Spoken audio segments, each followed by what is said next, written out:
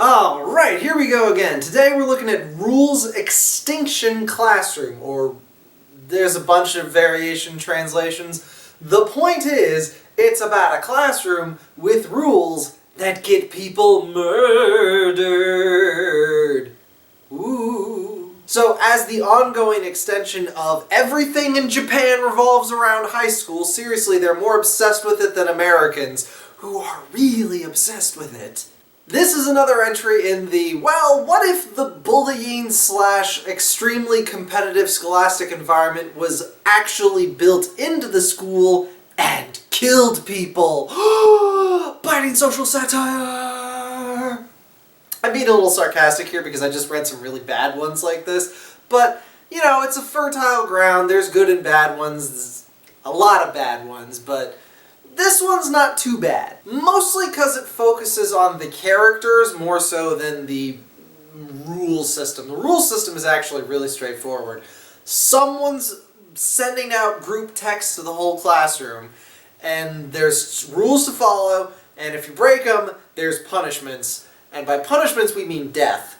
But the rules in this classroom are actually really straightforward. There's not like a whole host of interlocking rules that you can't navigate. No, it's really straightforward.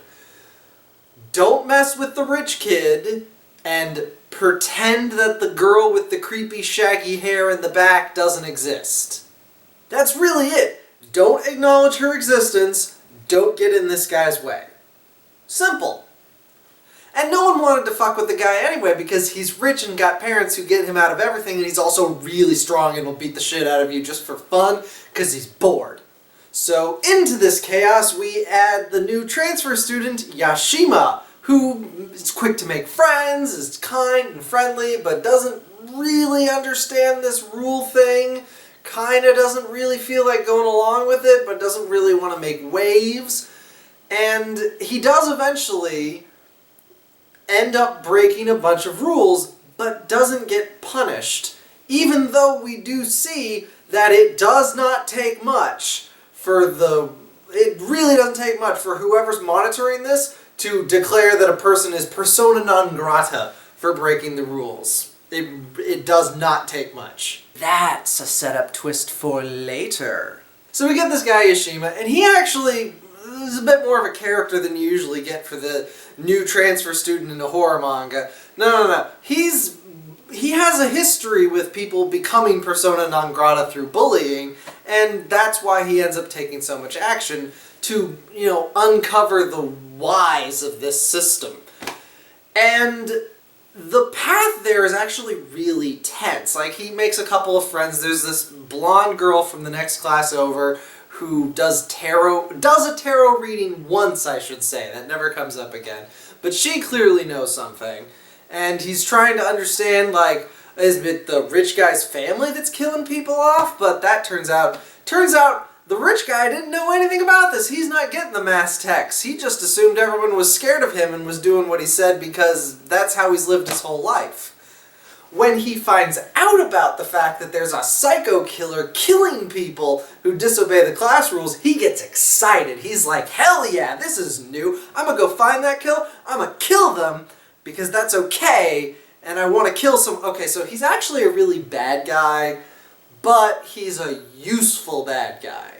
That's what I'm talking about when I say that the root there is really interesting. You've got the blonde girl with the tarot cards who knows stuff, but also clearly doesn't know enough to, solve the mystery, but she wants to kill the psycho murderer, but isn't really on the side of everyone else.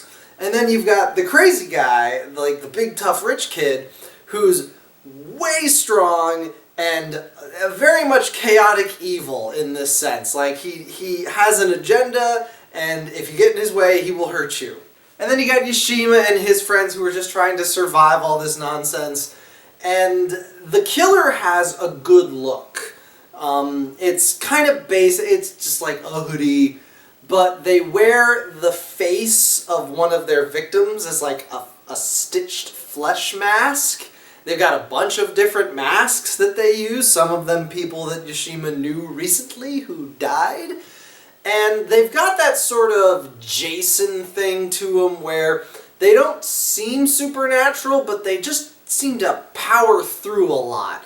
Like, if you grab them, they will be restrained, but then they'll, like, stab you in the shoulder and you'll have to let go because you yourself are not super endurance type. At least that's how it seems at first. The reveal is terrible. I'm gonna spoil it. So it turns out one of his classmates and his other friend who's a classmate have actually teamed up. It's kind of the Scream thing where, ooh, it turns out there's two killers. Oh no. That's how they were everywhere at once. And the fact that it's his classmates really undercuts, like, the creepy supernatural elements, the Jason flavor, when it turns out it's just people who've got, like, families and buy bento boxes. Like, how were you so strong then? Like, I don't understand. Why were you so... Because what makes people like Jason and Michael Myers scary, despite theoretically, gets a little weird in the later sequels, but theoretically being just people, is their willingness to commit violence. Like, the average human being, if you give them, like, a machete, can kill you easily. What stops us from being scared of the average human being is that we all have a societally implemented fear of committing violence. And if you take that away, you've got a scary person.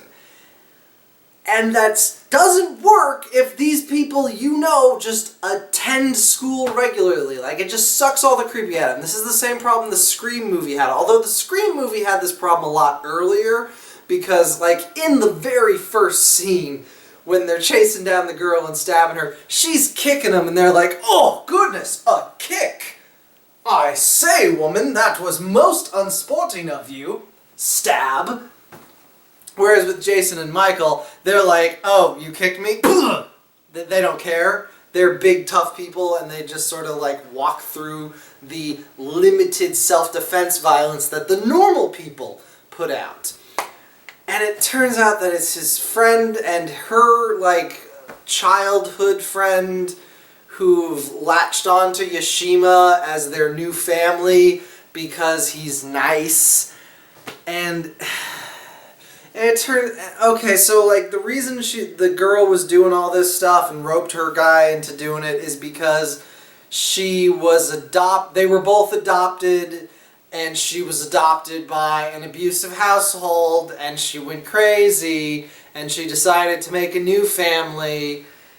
And that's so trite. I hate it so much. I guess technically the story's not over yet. There's more chapters. They could pull it out and make something interesting out of it. But going with, oh, it turns out the psycho killer is an abused orphan, it just kind of put a bad taste in my mouth. So yeah, I don't really recommend Rules Extinction Classroom, which is a shame because, as I said, the setup was good. It was doing good stuff.